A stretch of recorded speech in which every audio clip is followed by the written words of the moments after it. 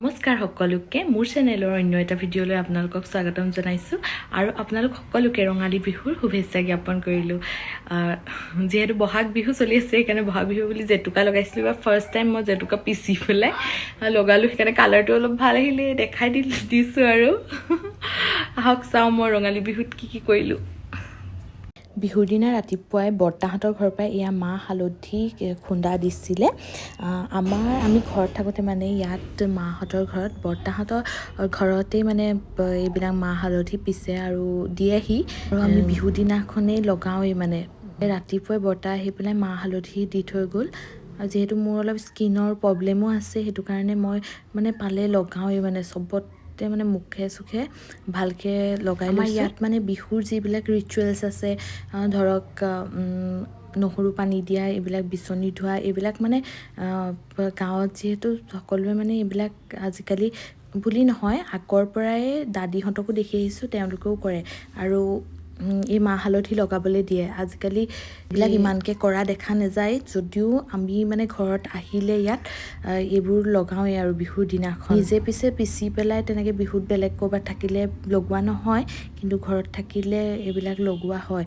মই হাতে চাতে ভালকৈ লগাই লৈছোঁ যাতে মোৰ আৰু স্কিন প্ৰব্লেম নহয়। আগতে যেতিয়া এইবিলাক লগাই আছিলোঁ তেতিয়া এটা কথা ভাবিছিলোঁ যে এইবোৰ লগোৱাৰ কাৰণে চাগে আগতে অলপ মোৰ স্কিন প্ৰব্লেমটো কম আছিল, এতিয়া বহুত দিনৰ পৰা লগাবলৈ নোপোৱা হ'লোঁ আৰু এইবিলাক স্কিনৰ মানে প্ৰব্লেমবিলাক বাঢ়িয়ে গৈছে। নাজানো আৰু কি হয় আজিকালি, আৰু আজিকালি যিহে পলিউশ্যন তাতে হৰম'নছ এইবিলাকৰ প্ৰব্লেম। আমাৰ ঘৰত কেৱল ময়ে লগোৱা নাই, সকলোৱে লগাইছে, কিন্তু যিহেতু ময়ে ভিডিঅ' কৰোঁ সেইকাৰণে মই নিজকে দেখালোঁ, বাকীবিলাকক নেদেখালোঁ। আৰু কেঁচা হালধি লগোৱাটো এনেও ভালেই হয় আৰু আজিকালি পাবলৈ নাই পিছে কেঁচা হালধি, কিন্তু এয়া ঘৰতে কৰা কেঁচা হালধি পাই পেলাই পিচি পেলাই দিছে, সেইখিনি লগাই ল'লোঁ। আৰু তাতে কেঁচা গাখীৰেদি ইয়াৰ পিছত মুখখন ধুৱে নেকি নাজানো, কিন্তু মই কেঁচা গাখীৰ পাই পেলাই মুখখন ধুই ল'লোঁ।